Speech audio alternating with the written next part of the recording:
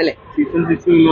Season 6 winner ആകാൻ എന്നല്ല, യഥാർത്ഥത്തിൽ നല്ല മത്സരാർത്ഥികൾ കുറെ പേര് പുറത്തു പോയില്ലേ. ഇനിയിപ്പോൾ ഉള്ളിൽ കുറച്ച് പേരുണ്ട്. ജിൻഡോ വിജയിക്കണം, ജിൻഡോ ടോപ്പ് ആവും എന്നുള്ളതാണ് എൻ്റെ വിശ്വാസം. പക്ഷേ ജാസ്മിൻ വിജയിക്കാനാണ് സാധ്യത കൂടുതൽ. ജാസ്മിൻ വിജയിക്കും. എന്തുകൊണ്ട് ജാസ്മിൻ വിജയിക്കും പറയുന്നത്? ജാസ്മിൻ വിജയിക്കുമെന്ന് എനിക്ക് തോന്നി പറഞ്ഞു. ആരും പറഞ്ഞതല്ല. ജിൻഡോ വിജയിക്കണം. പക്ഷെ ഞാൻ ചോദിക്കട്ടെ, ആദ്യം ഒരു 50-60 ദിവസം നമ്മളെല്ലാവരും, അല്ലെങ്കിൽ നിങ്ങളിൽ, അല്ലെങ്കിൽ നമ്മളിൽ പലരും ആ ബിഗ് ബോസ് ഷോ കാണാൻ വേണ്ടി കയറിയെങ്കിൽ ആ വാഴത്തോട്ടത്തിൽ എന്ത് സംഭവിക്കുമെന്ന് ആഗ്രഹത്തോടെ തന്നെ കയറിയതല്ലേ? കള്ളം പറയരുത്, സത്യസന്ധമായി പറ.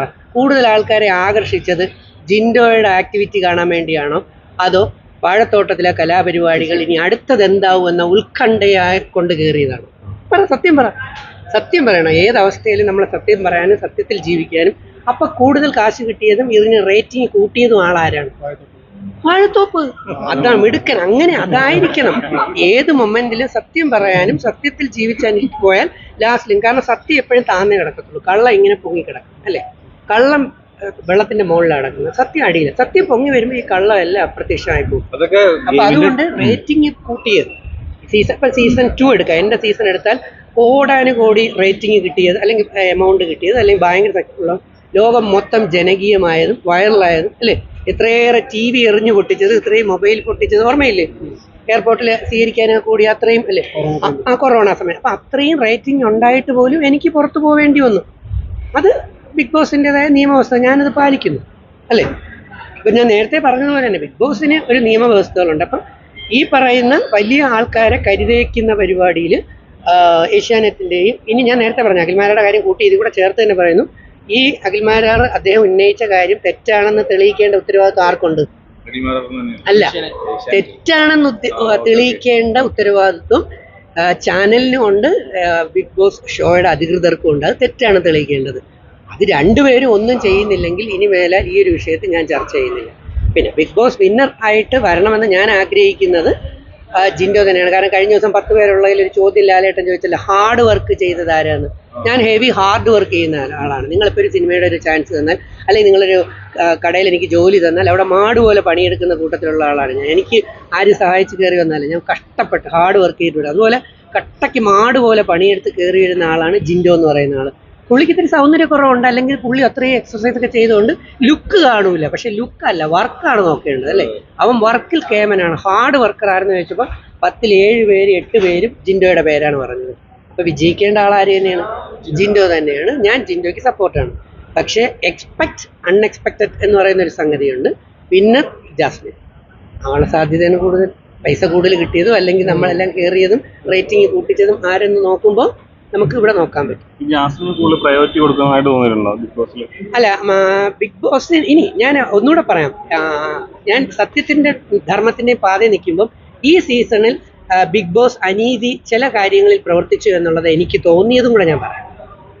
ബിഗ് ബോസ് ഈ സീസണിൽ കുറച്ച് ബിഗ് ബോസ് എന്ന് പറയുന്ന അദ്ദേഹത്തിനെ അല്ല, ബിഗ് ബോസ് ഡയറക്ടേഴ്സ് കുറച്ച് അനീതി പ്രവർത്തിച്ചു എന്ന് എനിക്ക് തോന്നിയത് ഞാൻ നിങ്ങൾ പറയാം. പക്ഷെ ഞാൻ പറയുന്നത് ശരിയാണെങ്കിൽ നിങ്ങൾ എസ് എന്ന് ഉറക്കെ പറയണം. എന്നിട്ട് ഇതിലുള്ള മ്യൂട്ട് ചെയ്ത് കളയരുത്.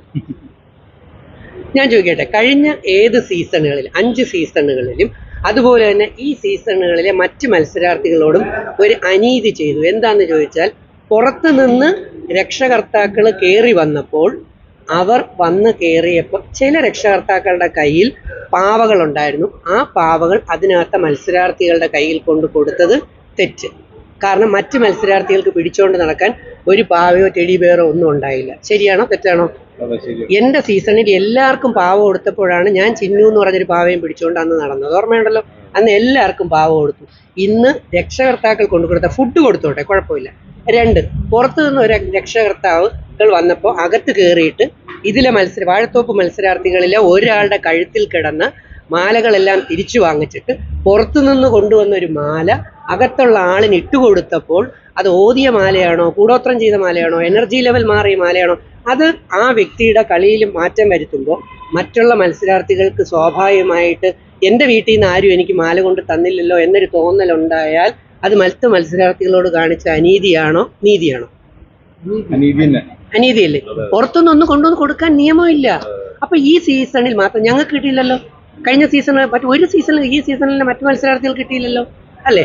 അതപ്പോൾ ശരിയായിട്ടുള്ള നടപടിയായിട്ട് എനിക്ക് തോന്നില്ല. നിയമം പാലിക്കുമ്പോൾ തുല്യമായി പാലിക്കണം. അതുകൊണ്ട് ഞാനിത് പറയുന്നത് ബിഗ് ബോസ് ഷോയുടെ ക്രെഡിബിലിറ്റി കുറഞ്ഞു പോകാതിരിക്കാനും പ്രേക്ഷകർ കുറയാതിരിക്കാനും വേണ്ടിയാണ്. അടുത്ത സീസണിലെങ്കിലും പുറത്തുനിന്ന് വരുന്ന രക്ഷകർത്താക്കളോ ആൾക്കാരോ ആരാവട്ടെ അകത്തുള്ള മത്സരാർത്ഥികൾക്ക് ഒന്നും കൊണ്ട് കൊടുക്കാൻ അവസരം ഒരുക്കരുത്. ഫുഡ് ആയിക്കോട്ടെ, അത് കുഴപ്പമില്ല, പക്ഷെ വസ്തുക്കളോ സാധനങ്ങൾ കൊണ്ടു കൊടുത്താൽ നമുക്കൊരു ബലമായി. അത് കഴിഞ്ഞ ആഴ്ചകളിലെ എപ്പിസോഡിൽ ഒരു ദിവസം ഒരു മത്സരാർത്ഥി പറയുന്നുണ്ട്, എൻ്റെ പാരൻസ് വന്ന് പോയി കഴിഞ്ഞപ്പോഴത്തേക്ക് എനിക്ക് കുറച്ച് ബലമായി എന്ന്. ഞാൻ പറഞ്ഞ മനസ്സിലായോ? ഈ ബിഗ് ബോസ് ഹൗസിനകത്ത് നിങ്ങൾ അറിയാമോ ഇല്ലെന്ന് എനിക്കറിഞ്ഞില്ല, ഒരു എനർജി ലെവൽ കളിയാണ് അതിനകത്തുള്ളത്. അതിനകത്ത് black energy, negative energy, positive energy, അല്ലെങ്കിൽ വേറെ തരത്തിലുള്ള പല എനർജികൾ ലോഡറ്റ് ആയിട്ടുള്ളത് കുറച്ച് പേർക്കറിയാം. നമ്മൾ ചില പ്രത്യേക എനർജി ലെവലിലാവുമ്പോൾ നമ്മൾ പോലും അറിയാതെ നമ്മുടെ കൈവിട്ടു പോകും. പിന്നെ നമ്മൾ തന്നെ ആലോചിക്കും ഇതെങ്ങനെ സംഭവിച്ചു എന്ന രീതിയിൽ എനിക്ക് അനുഭവം പെട്ടിട്ടുണ്ട് എൻ്റെ കയ്യിൽ, മനസ്സിലായോ? അപ്പോൾ അങ്ങനെ വരുമ്പോഴത്തേക്ക് നമ്മുടെ കഴുത്തിലോ കയ്യിലോ, എൻ്റെ കഴുത്തിൽ 2 മാല ഉണ്ടായിരുന്നു, ഒരു കുരിശുണ്ടായിരുന്നു, ഒരു കൊന്ത ഉണ്ടായിരുന്നു, ഒരു രുദ്രാക്ഷം ഉണ്ടായിരുന്നു. എല്ലാം അഴിച്ച് വെപ്പിച്ചിട്ടാണ് എന്നെ അകത്തോട്ട് കയറ്റിയത്. അപ്പം മുമ്പ് നമ്മുടെ സീസണിലൊക്കെ കാര്യങ്ങൾ സ്ട്രിക്റ്റ് ആയിട്ട് നടത്തിക്കൊണ്ടിരുന്ന സ്ഥലത്ത് നിന്ന് ഈ സീസണിൽ വന്നപ്പോൾ കുറച്ച് വെള്ളം ചേർത്തതായിട്ടും മത്സരാർത്ഥികൾക്ക് കുറേ കൂടുതൽ സൗകര്യങ്ങൾ ചെയ്യുന്നതായിട്ടും കണ്ടു, അല്ലെങ്കിൽ ബോധ്യപ്പെട്ടു എന്നുള്ളതിൽ എനിക്ക് പറയാൻ ഒരു മടിയില്ല. അല്ലെങ്കിൽ പറയും ഞാൻ ബിഗ് ബോസിൻ്റെ അല്ലെങ്കിൽ ചാനലുകാരുടെ സേവകനായിട്ട് നടക്കും. അല്ല, എനിക്ക് ഈ ഷോ തടയാൻ അല്ലെങ്കിൽ നിൽക്കാൻ പാടില്ല. അത് കാരണം നമ്മുടെ പബ്ലിക് ഒരു ആക്ച്വലി നോക്കൂ, ഇങ്ങനെയുള്ള ഷോ ഉള്ളത് കൊണ്ടല്ലേ സുന്ദരന്മാരുടെയും സുന്ദരികളും സോ കോൾഡ് പുറമെ വിശുദ്ധ ബൈബിൾ മത്തായി സുവിശേഷം 18-ാം അധ്യായത്തിൽ യേശുദേവൻ പറഞ്ഞ വചനം കട്ട് ചെയ്താൽ ഞാൻ നിങ്ങൾക്ക് ഇന്റർവ്യൂ തരില്ല. നിങ്ങൾ വെള്ളയടിച്ച കുഴിമാടത്തിന് സദൃശ്യം. പുറത്തു നിന്ന് നോക്കുമ്പോൾ നല്ലവരും തോന്നുന്ന നിങ്ങളുടെ അകം കള്ളവും ചതിയാണ്. കൃത്യമായി കുറച്ച് മഞ്ചന്മാരുടെയും മഞ്ചത്തികളുടെയും സ്വഭാവം നമ്മൾ കണ്ടപ്പം പുറത്തു നിന്ന് നല്ല ക്യൂട്ടായിട്ട് തോന്നുന്ന ഈ അകം കംപ്ലീറ്റ് കപട വിശ്വാസികളുടെ പ്രവർത്തനമല്ലേ കാഴ്ചവെച്ചത്? ശരിയല്ലേ? എനിക്ക് ആദ്യം വിശ്വസിച്ച ആളാണ് ഞാൻ, പിന്നെ എനിക്കും വിഷമം തോന്നി. അപ്പൊ അങ്ങനെ ഉള്ളതല്ല സത്യത്തിൽ. അതിൽ നമ്മുടെ പ്രത്യേകിച്ച് അൻസിബാസിനെ എടുത്തു പറയണം. വോട്ട് കിട്ടിയാലും കിട്ടിയില്ലെങ്കിലും ക്വാളിറ്റി ബിഹേവിയറിൽ അവസാനം വരെ നിൽക്കാൻ കഴിഞ്ഞു എന്നുള്ളതാണ്. ഏറ്റവും നല്ല മിടുക്കത്തിയായിരുന്നു അപ്സര പുറത്തു പോയാൽ എനിക്ക് ഭയങ്കര വിഷമമുണ്ട്. രതീഷ് ടോപ്പായിരുന്നു, പക്ഷെ കൈവിട്ട കളി. ഞാൻ പറഞ്ഞില്ലേ, ഒരു എനർജി ലെവലിൽ ചില സിറ്റുവേഷൻ നിങ്ങൾ പോകുമ്പോഴും ഓർത്തോളൂ, നമ്മൾ വിചാരിക്കുന്നവർക്കുള്ള എനർജി ലെവലല്ല.